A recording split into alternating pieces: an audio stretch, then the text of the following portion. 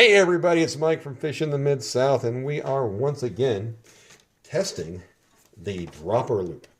This time we're going to be using Sufix Superior 40-pound mono. And the way these rigs work, typically most people are going to know this is a double dropper loop, but I'm only using a single dropper because that's what I'm testing is the dropper loop. So you start off at the top of the swivel. This will go to your main line. You come down, you tie the dropper loop. This end is the tag line, so when it sits in the water, in theory, this is going to stick out, but whatever.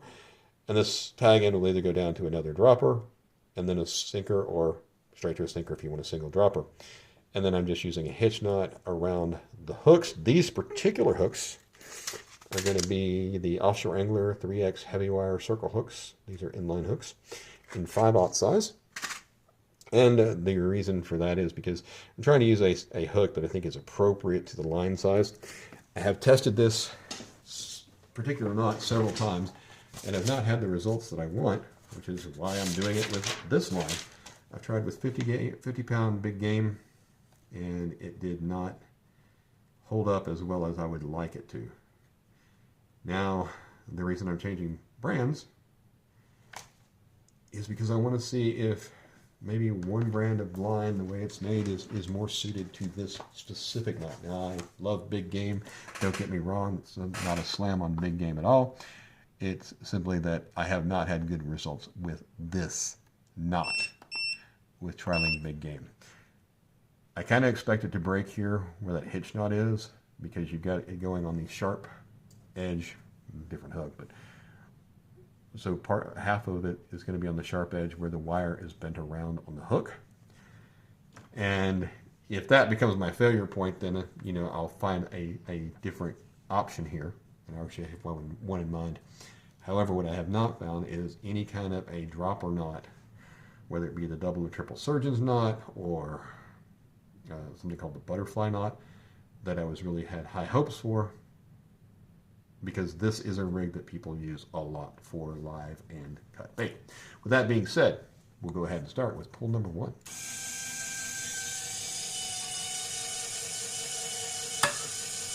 So my knot started slipping at 20 pounds. I will probably run out of puller before I run out of, it's going to be close, but yeah. So we'll have to call that one 20 because the knot did slip. This is a 6 twist. 6 half twist, 3 full twist dropper loop. And I did have this happen in other videos with 6 twists in it with like trialing big game. So it's not necessarily completely unexpected.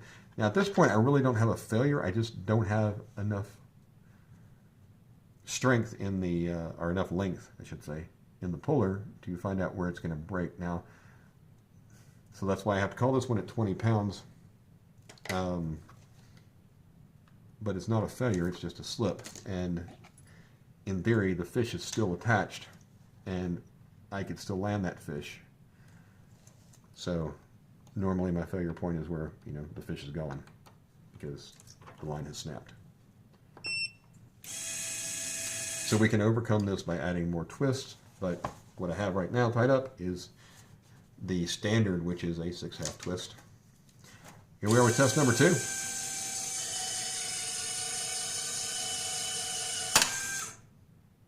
That wasn't much fun.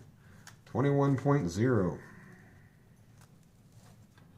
Not fun at all. That, once again, broke at the loop knot itself. The loop knot there, it's coming apart. So frustrating. I was hoping to get at least 40 pounds of pull out of this. And it's frustrating because, like I said, a lot of people use this knot. And I don't think that more twists are necessarily, it may improve the strength a little bit, but not doubling it, because that was again a failure at the loop knot itself. Test number 3, 40-pound Sufix Superior Mono. And my knot did start sliding, but then broke.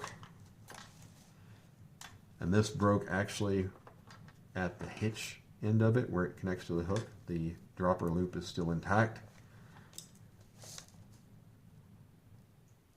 So I do have a, an idea of how to get a better knot than the hitch knot there, but this is what's standard. This is, when I watch videos of other people doing those knots, that's what they do. And it's actually where I expected the failure point every time to be. But so far that has not been the case. Get the puller pulled back.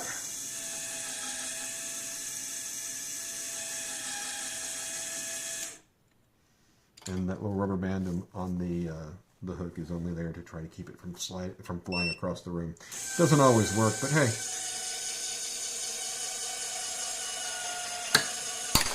So we saw that the knot again started to slip a little bit here. And now it's on my foot. There we go. So this once again failed at the hitch. So that's good. I'm glad that's a good result for me. The hitch knot I can overcome. It's the breaking of the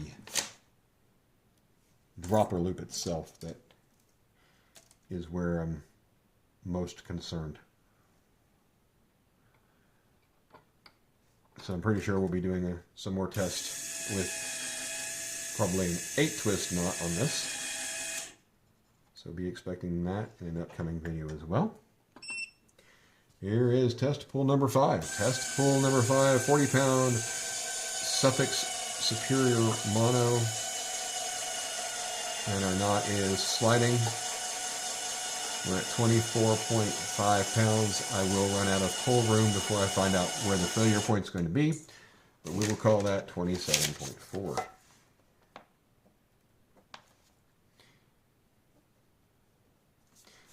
So here are our results. First pull was 20 pounds. The knot slipped. Just like this one did. It came down, we couldn't finish the test. Test number 2 actually broke at the knot, the dropper loop knot at 21 pounds. Third one was 20 pounds. The hitch knot was the failure point. 24 pounds for pull number 4. The hitch knot was the failure there. And test number 5, which is the strongest thus far, well, in this test, 27.4, and that again was the dropper loop knot itself slipped. So this definitely warrants more testing. There's a playlist on my channel of how to tie knots. There's also a playlist on my channel of knot strength tests. There are going to be a ton of knot strength tests because every time I do one of these tests, I geek out and find something else I need to test. Thank you for watching. Please like and subscribe, and we will see you on the next video.